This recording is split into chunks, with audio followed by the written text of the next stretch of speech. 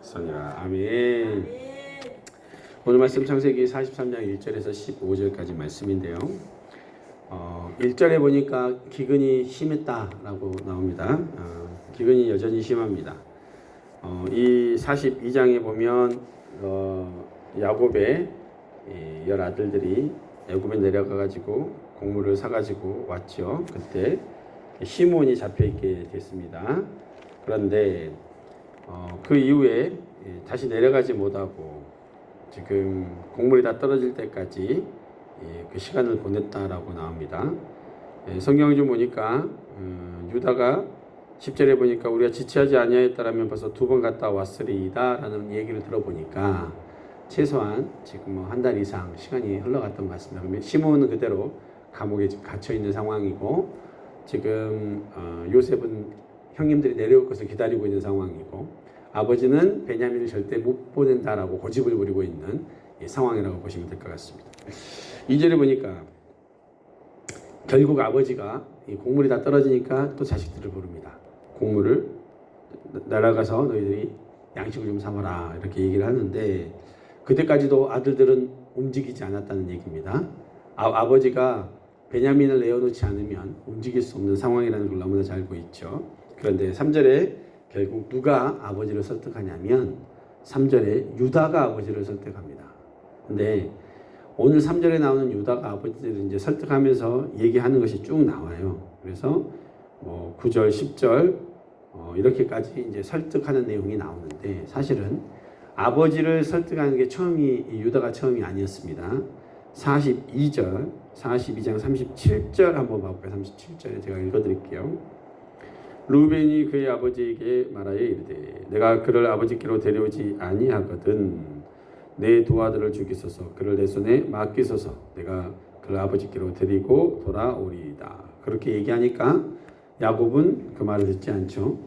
네 아들은 너희와 함께 내려가지 못하려니 형은 죽고 그만 남았습니다. 만일 너희가 가는 길에서 재난이 그에게 미치면 너희가 내 흰머리를 슬퍼하며 솔로 내려가게 함이 되리라. 그래서 끝까지 고집을 부립니다. 그러니까 첫 번째 장자인 르우벤이 아버지를 설득했지만 그 설득은 실패를 했습니다. 그리고 오늘 43장에 유다가 설득을 하는 것이죠. 여러분 장자 르우벤이 한 말이 왜 먹히지가 않았을까요? 똑같이 아버지를 설득을 하는데 그때는 이제 바로 올라와서 하는 얘기도 있을 수도 있겠지만 뭐가 있냐면 지금 르우벤은요 제가 이제 성경을 쭉 보니까 별로 이렇게 신뢰가 가지 않았던 사람인 것 같아요. 왜냐하면 동생 요셉이 죽이자고 할 때 형님 말립니다. 그런데 동생들이 그 말 잘 안 들어요. 그리고 오늘도 또 르우벤이 아버지를 또 설득했는데 그것도 말이 안 먹혀요. 그리고 또 동생이 팔릴 때 형님은 좀 사라져 있고 그러니까 이 말만 앞서는 사람이었던 것 같아요. 오늘 보면 42장 37절에 보니까 말도 안 되는 얘기를 해요. 아버지 제가 베냐민을 데리고 내려가서 일을 보고 올 건데 만약에 베냐민을 데려오지 못하면 자기 아들을 죽이려고 합니다. 손자들을 죽이라고 말을 합니다. 말이 되는 소리가 아니죠. 말도 안 되는 소리를 하는 거죠.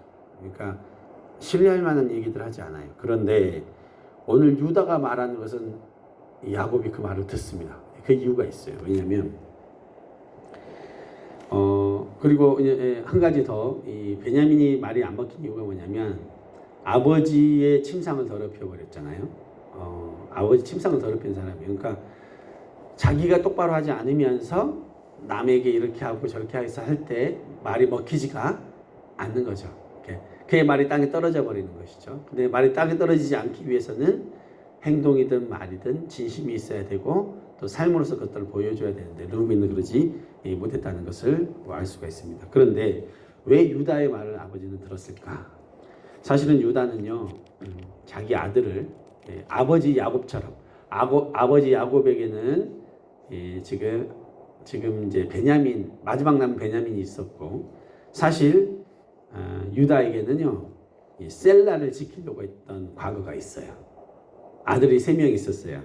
엘과 오난과 셀라가 있었는데 며느리 다말하고 장자 엘하고 결혼했는데 엘이 죽어버려요. 그 다음에 애들 죽으니까 이제 둘째 오난을 줬어요. 오난도 죽어버려요. 마지막 아들을 주면 또 죽을까봐 이게 두려워서 아들 주지 않으니까 어떤 일이 벌어졌어요? 시어머니, 시아버지 유다와 다말이 이렇게 관계를 맺어가지고 자녀를 낳게 되는 일들이 벌어져 버렸잖아요.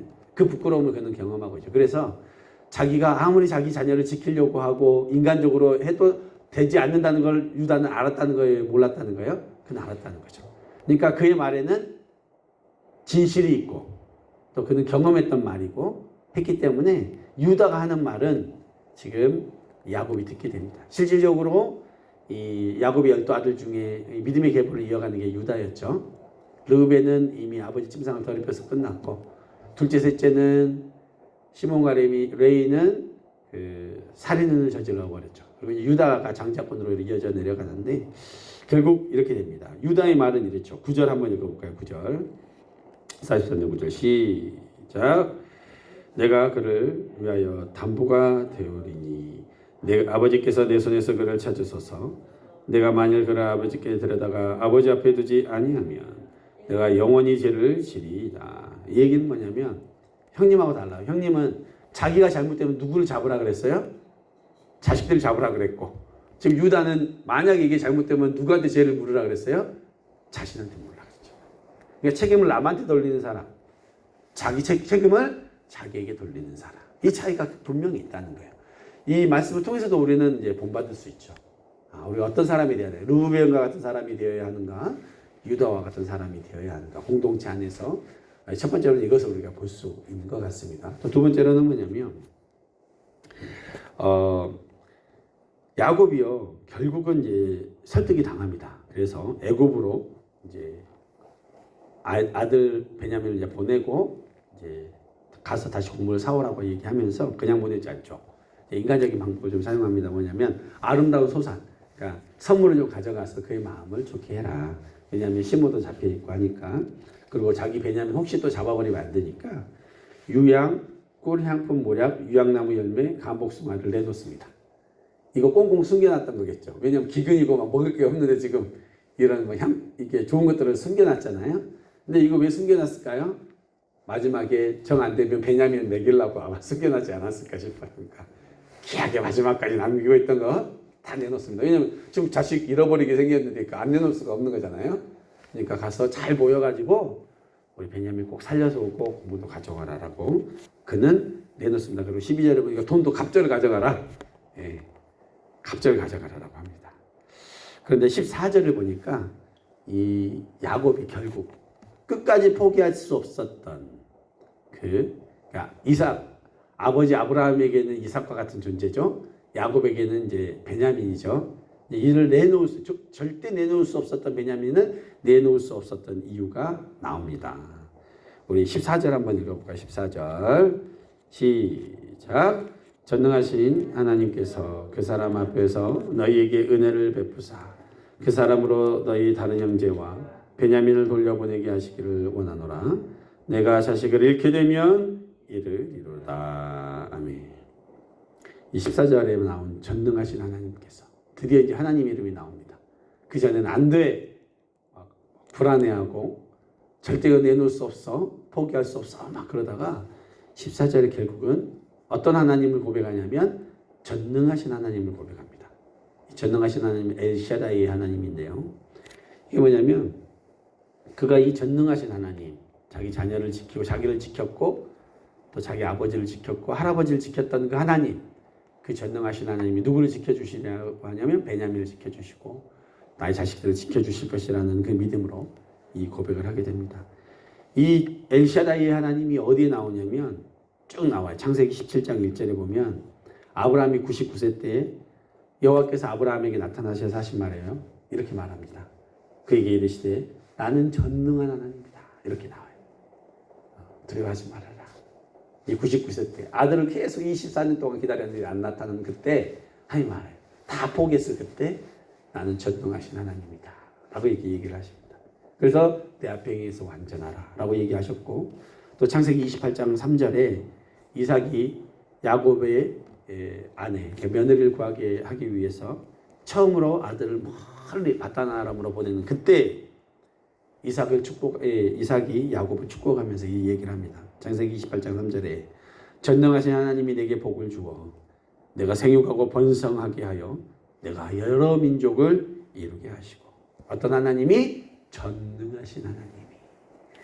그리고 창세기 35장 11절에는 디나의 강간 사건을 당한 이후에 야곱이 두려움에 떨다가 결국 내가 돌아가야 될 곳은 베델이구나라는 것을 깨닫고 베델로 올라와서 하나님 앞에 제사할 때 하나님이 그에게 나타나서 말합니다. 창세기 35장 11절에 하나님이 그에게 이르시되 나는 전능하신 하나님이라. 생육하며 번성하라. 한 백성과 백성들의 총회가 내게서 나오고 왕들이 내 허리에서 나오리라 라고 하나님께서 말씀하십니다. 그 두려워 떨던 그 얘기. 결국 43장 13절 야곱이 말하는 이 전능하신 하나님은 어떤 하나님이면 아브라함의 하나님, 이삭의 하나님, 야곱의 하나님, 그리고 또 자기의 막내 아들을 지킬 베냐민의 하나님이 된다는 것을 그가 믿음으로 고백했기 때문입니다. 세상이 두렵고 무서워 아무것도 할 수 없을 때, 내가 가진 이 마지막 것이라도 놓치면 내가 무너져 버릴 것 같은 그때에도 하나님, 우리가 정말로 마지막 보루로 남은 그것까지 놓치지 못하는 그 상황에 우리가 기억해야 될 건 뭐냐, 이거 없으면 내가 죽을 것 같은 그 상황에서도 그것이 나를 지켜주는 것이 아니라 무엇이 나를 지켜준다는 거예요? 전능한 하나님이 나를 지켜준다는 거예요. 전능한 하나님이 나를 지켜주신다는 거예요.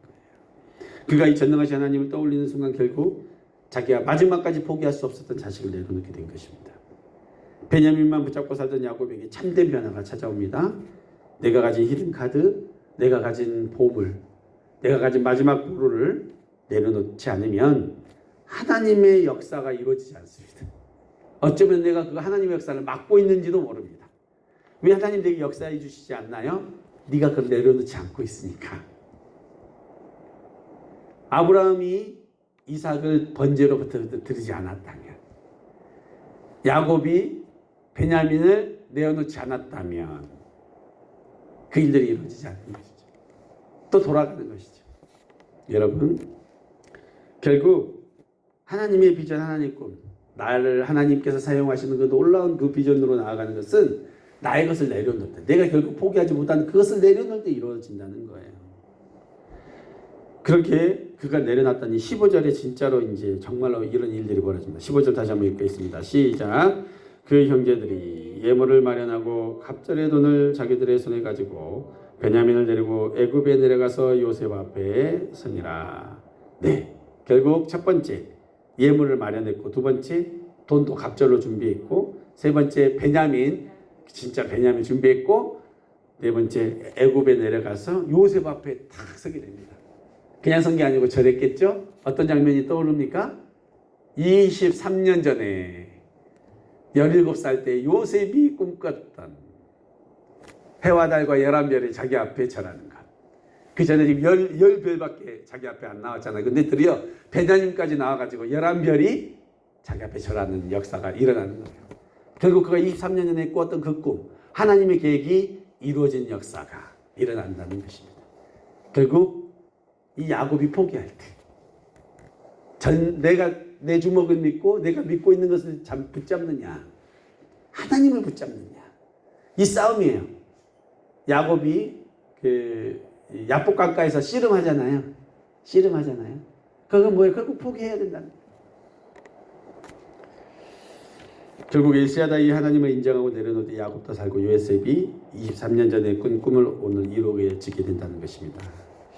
여러분, 혹시 내가 마지막까지 붙잡고 있는 그것이 하나님의 역사를 맡고 있는 것은 아닌가?